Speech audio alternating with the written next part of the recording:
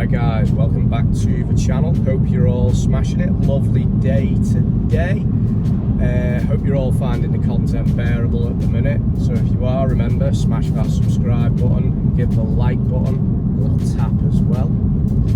So today I'm going to be talking about things I have learned since owning a BMW, many years of them. So let's crack on with it. Right guys, the first one, preventive maintenance. You could say this about any car, but say, you know, what I've learnt with BMWs, and probably especially M cars, is there's aspects of them cars right across the board, whether it's E36 M3 to V10 M5, there's aspects of them cars where they go wrong, and it's documented everywhere. So, you know, get them issues dealt with as you purchase the car.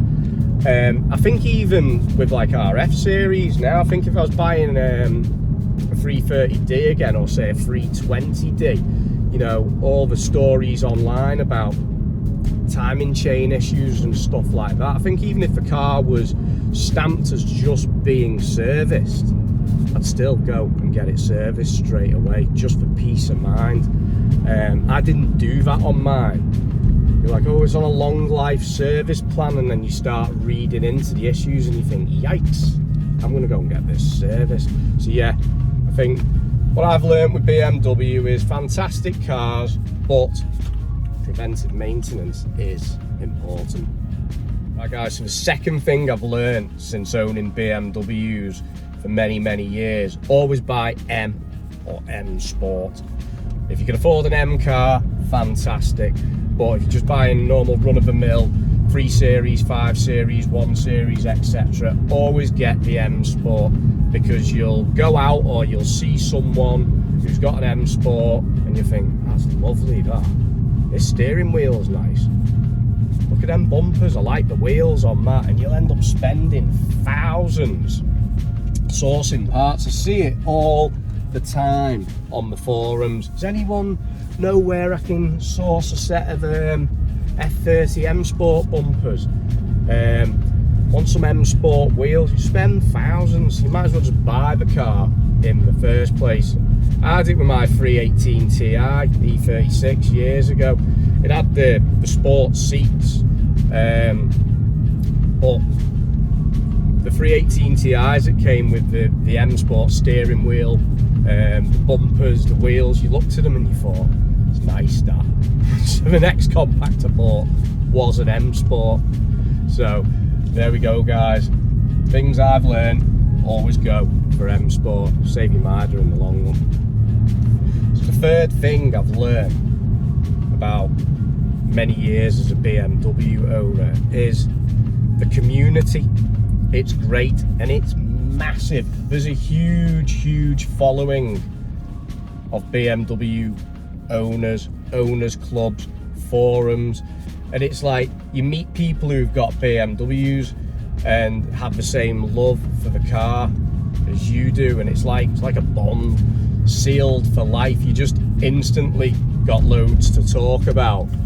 And I just think it, you know, fair enough, cars like, you know, Volkswagens,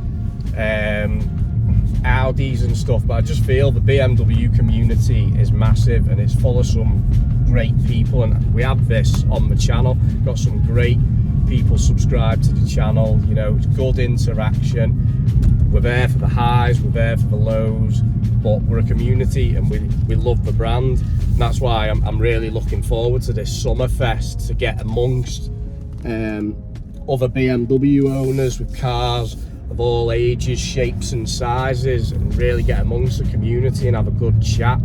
So that's one good thing with being a BMW owner. There's a great community. Just get out of this junction, up the hill. Oh, there we go.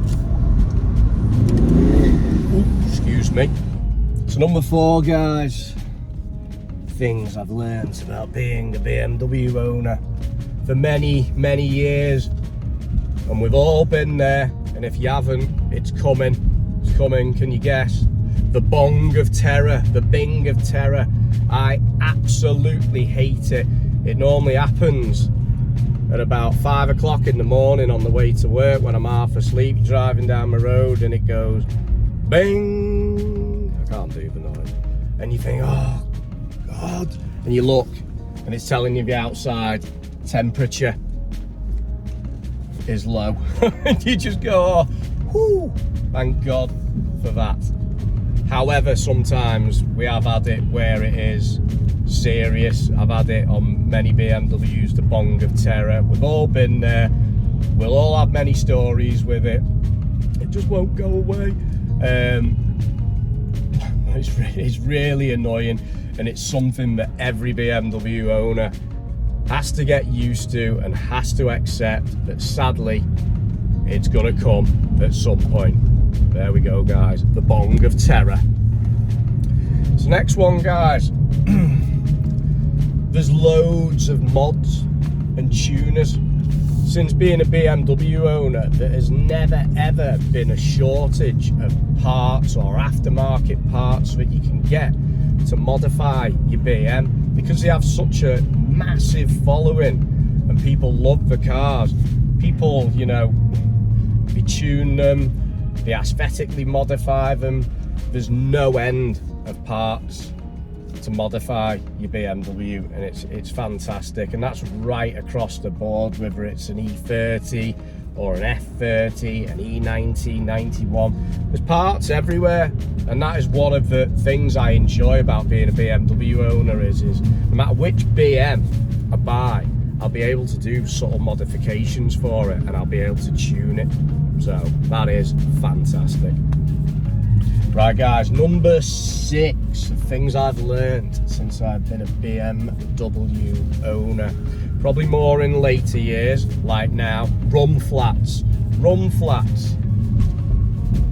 I get what they're for, and I get that if, you know, you've got a missus who's out with the family and she has a blowout, they do serve a purpose, but they are horrible.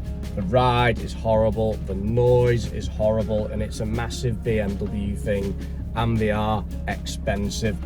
So run flats, big no-no for me. Can't wait to get rid of these.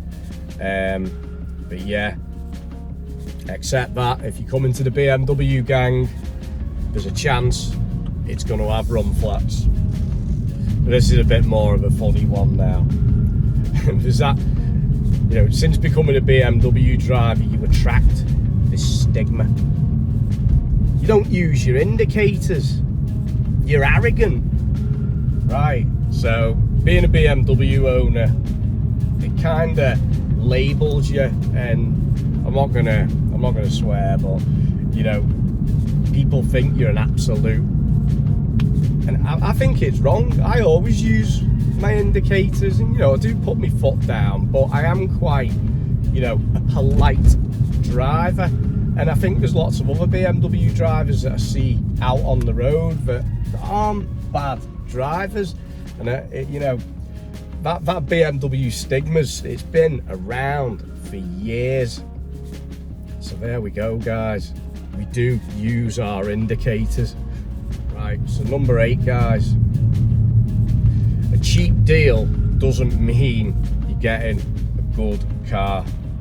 The chances are, you know, got, for instance, like Chris's car, the cheap F31 we had on last week.